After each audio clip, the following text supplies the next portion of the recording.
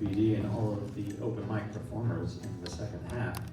That will bring us to our final reader for this evening, our second featured reader. Woo! It is my absolute pleasure to welcome Nathan to our stage.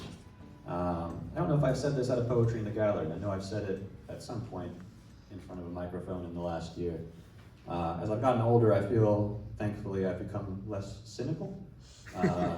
Especially when it comes to spirituality and religion. And now when I hear people talk about certain things, their relationship with those, I think, yeah, it's exactly how I feel about poetry. It's a sort of worship and prayer, and I give to poetry, and poetry seems to give back to me, often in the form of friends. And at a time when I decided, for those of you who don't know, I spent the bulk of my education and the first part of my poetry life in England. And when I came back and had to make the decision to not return there, or not try to return there, and to really stay here and try to be a part of this community, poetry gave me a friend from England in Nathan as a way of, I don't know, we'll talk about that later.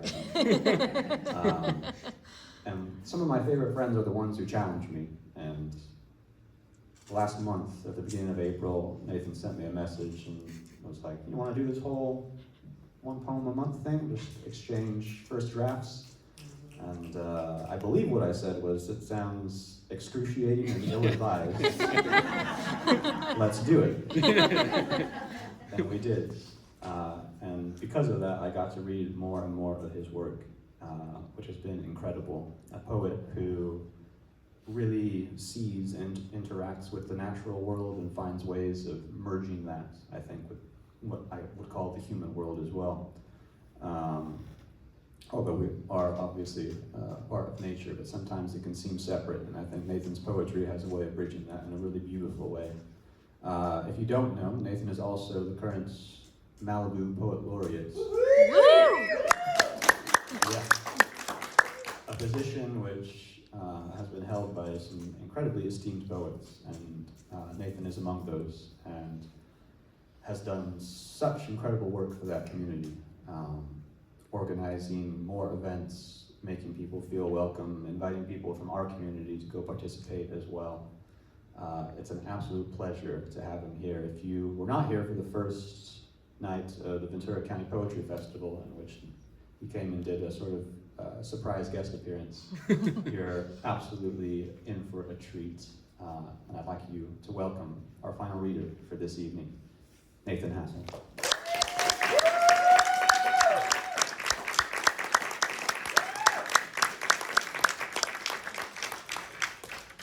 Wow, thank you so much, Sean. Let me put that over there. That was quite the introduction. I think is a marvel of poetry itself that you introduce people so creatively and so without script. It's incredible. So thank you for inviting me, and everyone, thank you for listening and being here. I've really enjoyed the poetry so far, and what a backdrop or all around us drop we have in the gallery. So yeah, it's just a thrill to be here. Sean was talking about spirituality, so I'm just going to say, let's get a little bit mystical in this reading, or continue to be. So I'm going to start with a poem that's a little bit more of a song or incantation, so I invite you to close your eyes, especially for the first one. This one's called The Song of the Stone. In bed, a word in a flap of wild light ripples through the cracked window into palm sap, rolling its drunkenness down cliff, covering a single crow eye glaring over the sea. I sing the song of the stone. Wind flashes a cactus, its brailed thirst humming the depths for water, and you a thorn tearing open a photon of skin, bursting each bone like a wave. I sing the song of the stone. In the blaring, my gate shreds open. Thousands upon thousands of rained-on oaks pouring upwards from their root music. I sing the song of the stone. Each flute of light in the sky, I sing the song of the stone. Clouds drumming the ocean with rain, I sing the song of the stone.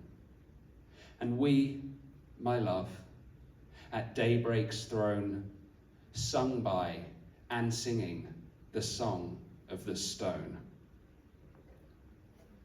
Thank you.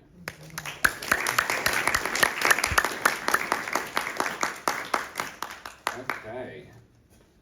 So this next poem I wrote when my wife, who's sitting over there and filming Rachel, we went out camping. We were up in Oregon in Cave Junction, and there was a campground called Cedar Bloom. And I have a few poems in this sequence. I'm just going to read one of them from here called Night at Cedar Bloom, and it's broken into, I think, 6 parts.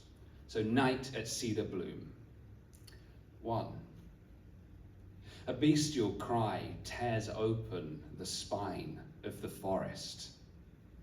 Wide-eyed at 2 a.m., 2 bodies cling under a sleeping bag. A pine leaf scrapes its fingernail against the tooth of a star. Both fall. 2. Transformation flits around us. A moth breaks from her cocoon, lifts into night's blazing silver. A coyote howls, closing in on a twitching rabbit. My heart changes shape, like the moon folding through phases, and yours pumping wildly. 3. I think about what it means to leave the cold, sweet, green river, how tomorrow's petals will hold in their uncurling the possibility of colour as the sun peaks over the mountain. 4. A poem is a sound that cannot settle, the silence that precedes a snowstorm. In a field, not too far from here, the sound of broken corn repairing its ladder to heaven. Each star splashes the sky open. In the cold, you expose your body and press softly into mine. A night crow tears the air with her caw. 5. Glide your hand on my back, you say. I want to feel a blade of light shiver through me. All the other sounds you make stream feverishly into the stone dark forest. I nudge closer to tell you I'm not sure if I'll ever fall asleep.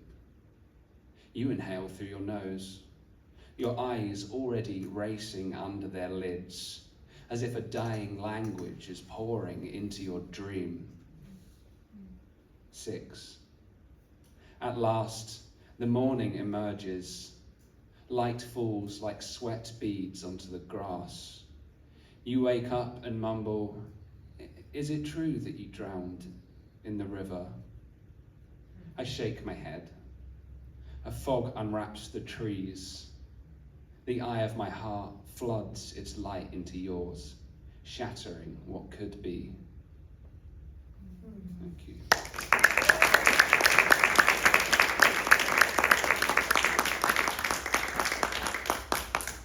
All right, thank you very much. I'm going to read one that's slightly shorter, and this one was on a desert trip for Rachel's birthday that happened in April. So this is called In a Cabin in Joshua Tree When. A gopher snake opens her stark yellow eye against the sliding glass door. tapping her tongue against the cool, transparent skin. I bend my head to her level, test whether she'll strike. She doesn't.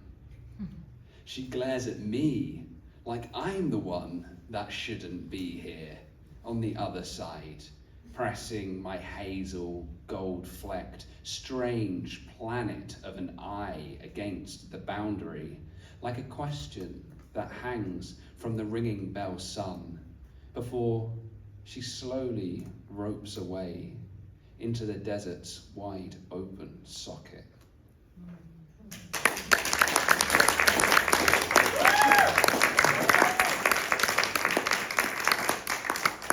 That poem took very little creativity because it just happened. There was a snake showed up at our door and we were like, what's it doing? And then it eventually ran off, which was good because we were like, thought of letting it in, but hey ho.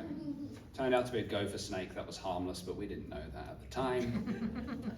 So let's stay with animals. The next poem is called Hummingbird.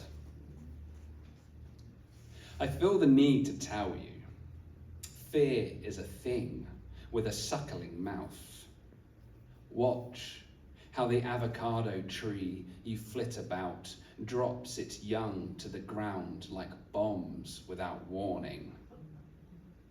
This morning, I want to believe your sudden dance through air's silk is for me to admire. The sun peers over the eucalyptus tree, glimmers of the dew-slicked leaves. I feel I should learn something from this, like how light and liquid make all sensations possible. Even the sky holds a faint crescent revolving around its enamored kin on the other side of the bed.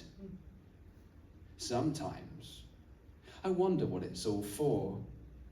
Hummingbird, don't fly away. As if cracking the past's code will open nectar's sweet gate to drip upon this dreaming ear and bring me to life again. For what? Perhaps I must find not what the past did to me, but what I did to the past. Like when I stuffed a cream egg up the arm of my school fleece right in front of the checkout lady and bolted into the rain to feed. But it was what I knew, little creature, to sip from something that wasn't meant to be mine. When I wept in the shower the following day, a screwdriver scratched at the lock, a mouth snarling from the other side of the door. My heart thrashed like yours, feathered brother, more than any child should. But I hope that moment waterfalls into the present. The stars are churning. I feel them winging in blood and bone, planets swishing through their orbits. It's all so vast, isn't it? But here's the sun glinting off your memory red feather as you nuzzle into your searching. This is where the soul must be, crawling out of a purple flower, drunk and drunken, flying overhead like an improbable star.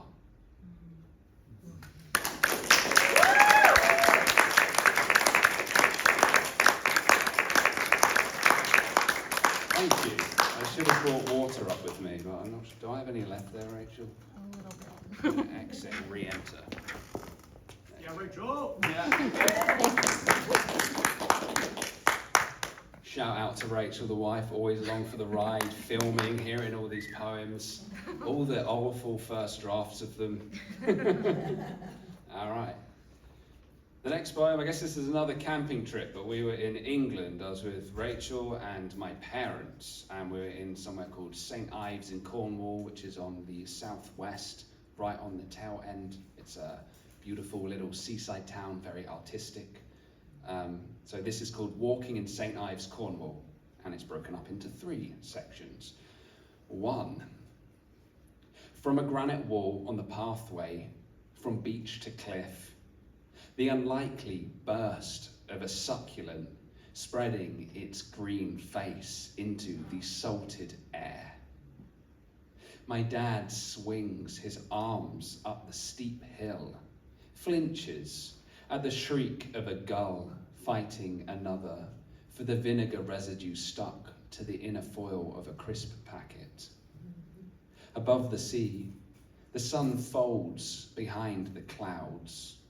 The reflected steeple of an old stone church ripples me open. 2.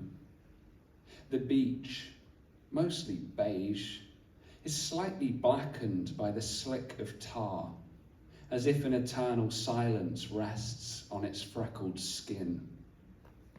My father points out how the crown of sunlight folds through the clouds and gently glistens off the boats nodding in the dock. It looks like the flickering nightlight you had as a child, he says.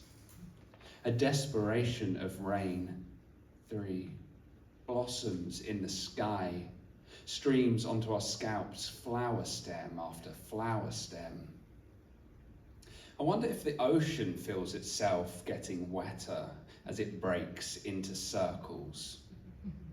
We stand near the cliff edge and watch a pool form on the path below. What do you think we're more like? He asks. Salt or ocean? Wind throws its arm of wet thorns into us. I want to say neither, then both.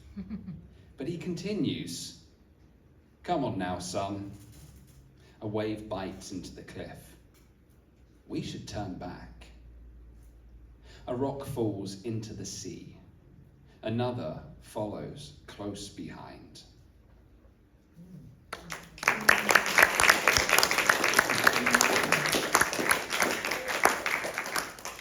Thank you.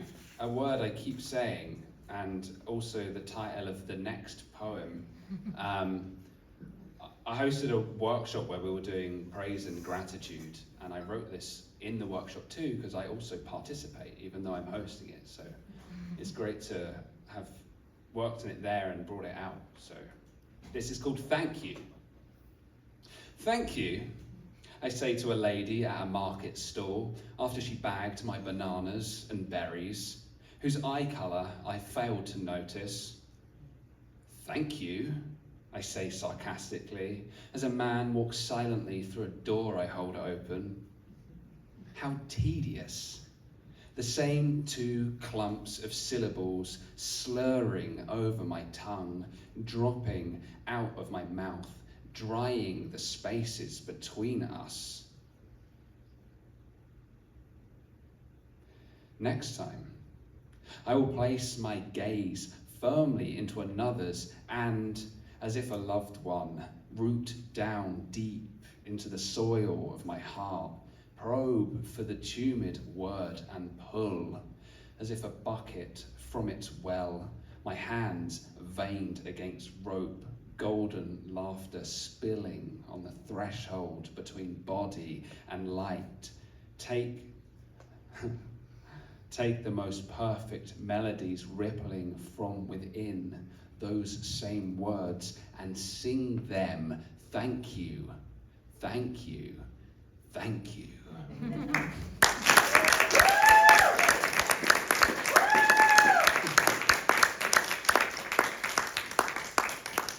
Easy to say thank you, but a different thing to mean it, right? All right, I think we should go back to the mystical. So it's called An Ancient God Appears. I am here to speak in a mythical tongue, one from an old country below a primeval moon, fragmenting, whipping your roof. In each roaring chunk, there's love, broken into its many fractals. Presence in the bed, nibble on the lobe, apparition, flamed breath. I tread blindly toward the pull of the ancient sea. I am its fire, My belly is where the salamander sleeps. I hold within me worlds of burning. Each word a flame as it wings through my lips. That much is lost. That much is never known. What is myth, if not an expression of what the tower may reveal when soaked hair cascades over windowsill, stone, its lavender kiss wetting the face of a rose? That's the essence of your mystery, is it? That which quickens the blood, ovals the mouth. Wild moon's crown raining, flesh crying, look, look. A ladder appears on the shore. Halfway up, it morphs into a boat. I am walled by rowing men. Sail, sail. Ahead, an island of light. The wood on its fire belly crawling over the surf. That much is told. Waves stuffed with sulfur, merging salt and mercury, coming together, falling apart, coming, falling. Look, love, shored, climbing. The black volcanoes glare. Looking for tenderness, it asks, dive into me. I kick a rock into its spit. I see you there, great root of death, great ancestral eye, robed in love's fevered ecstasy of light. My love, take it off. My love, take me into your shining bed where bone melts bone, the oldest language restored by the fierce thumping of distant trees. I love you. I love you like death loves the living, enough to let your soul sail through the center of mine.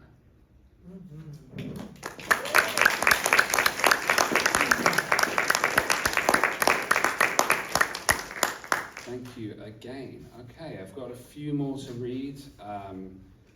Next, I'm going to go to a poem that's more grief-oriented.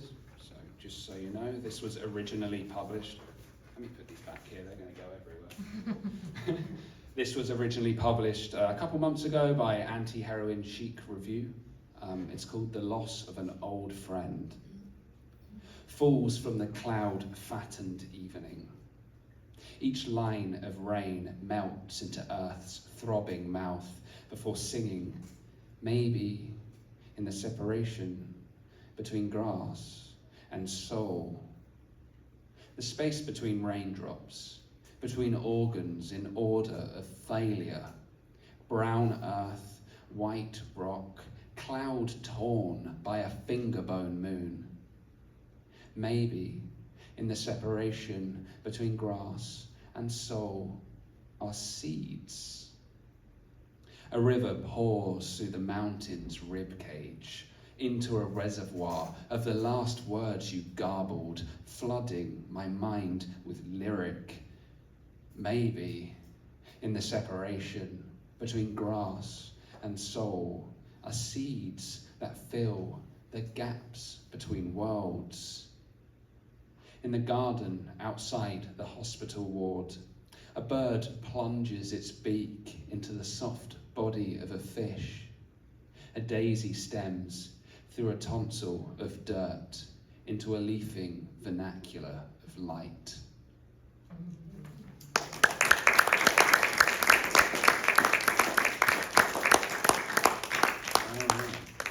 Three more, two a little bit shorter, one a little bit longer. Let's go back to animals. This is the coyote. At last, the stem breaks from its seed, snakes through moisture, root, fungus, snail, starving for sweet, serenading light. To maple it's stretching as it cracks open the soil. But time has other ideas. throwing on its dark blue robes and rolling a severed head moon. I tread slowly against the leaf, into the struck bell pulsing tree to tree.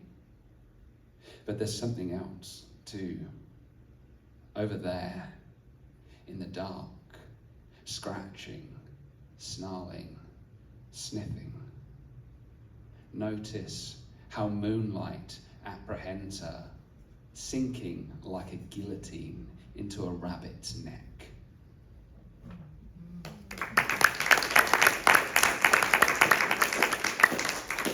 Thank you. All right, from animals to fruit. I don't know if you've ever smelled orange blossoms, but they are absolutely amazing. We have some in our yard, and whenever we walk the dog, I will smell it every time. So this came from, the sense of smell. It's called the orange. Yeah. I look up from my page and sense all the loss I've known crescent within me like a moonflower. Outside, the orange tree grows its fat, glowing fruit. I snap it from its stem, axe my nails into coarse skin, and prise it slowly away from the body.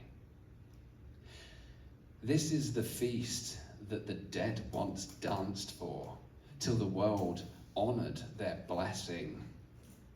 In the darkness, my teeth press into the flesh that bursts a sweet river of light, each crystal transcribing its blood into mine as my body sings into a new form. This must be what the rapture feels like.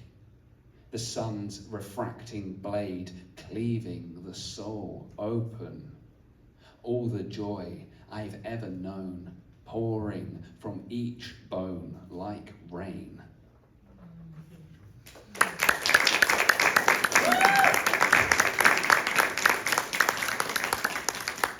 Thank you for such listening and receptivity. It's a wonderful thing. Right, last poem. Again, getting mystical. This is forthcoming in a magazine called The Dewdrop. It should be published in 7 days. I think it's on the 25th. It's called Perhaps It Is Grief. And the start of the poem, the definition comes from the Century Dictionary. So perhaps it is grief. Aeon.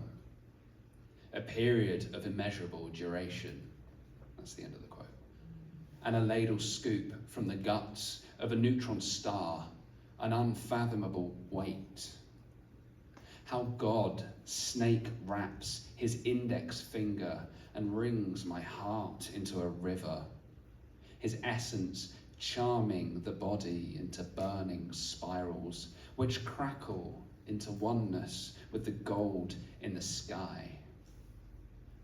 Perhaps it is grief that has a mass, which leaks and shudders through earth, walls, skin, the porous world of maps, mudslides, transient margins of holy texts that contain and release as a flower from its bud.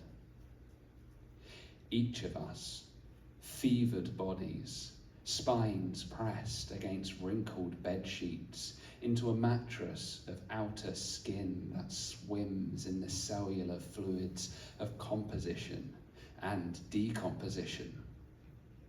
Time hammers its wave from inside, shatters the chest plate into its constituents, calcium, collagen, then hauls its thick tide through ligaments.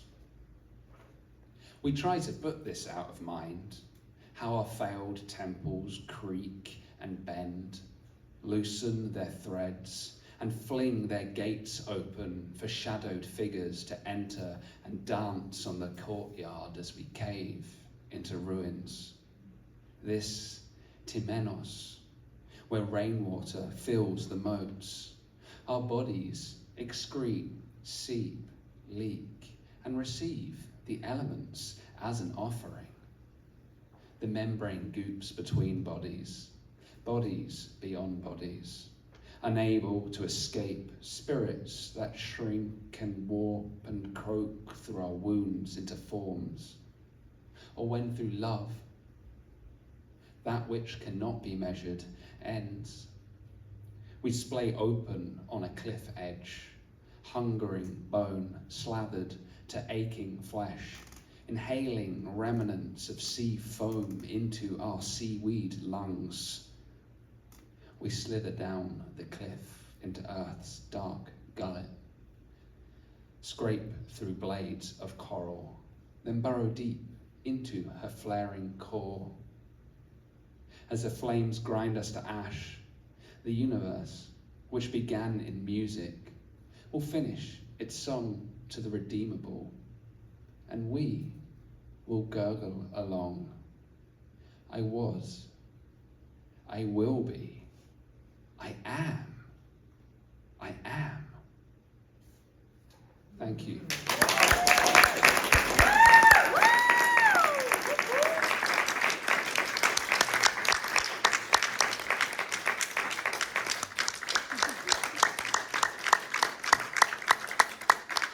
Thank you so much, everyone.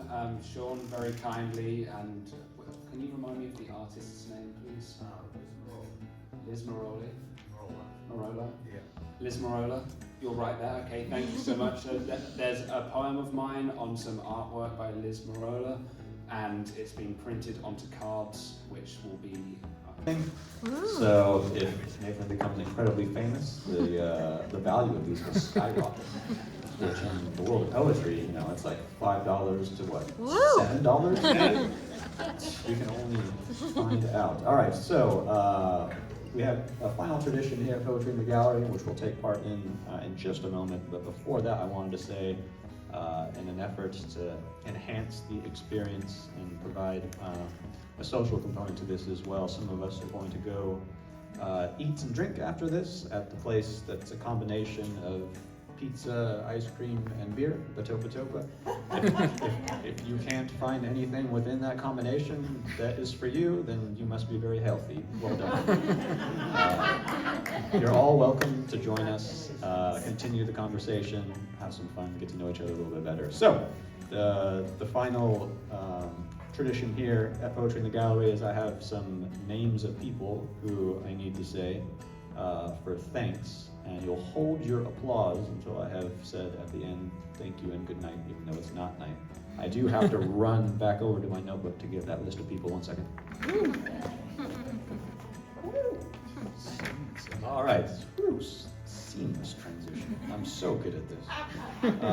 Right, so first of all, thank you to Studio Channel Islands Art Center for having us in this space, specifically to Peter, who was here and who left early, and more especially to Jamie, who was at the back and who was helping serve the drinks, who knows what being a real employee means. So, please don't tell Peter I said that. To all of the open mic performers for today, Phil, Gail, Dennis, Anita, Marsha, Todd, Bonnie, Matt, Friday, Brandon, Sophia, and BD, and of course to our future performers, Jennifer Kelly, Nathan Hassall, and to Rachel for setting such a high standard for how we can help support our poets and friends. And finally, and most importantly, to all of you, the audience, I'll call it a stressful last week and a half or so. I had some deadlines I needed to meet, which meant that my communication with some friends suffered. All the basketball teams that I like just kept losing games.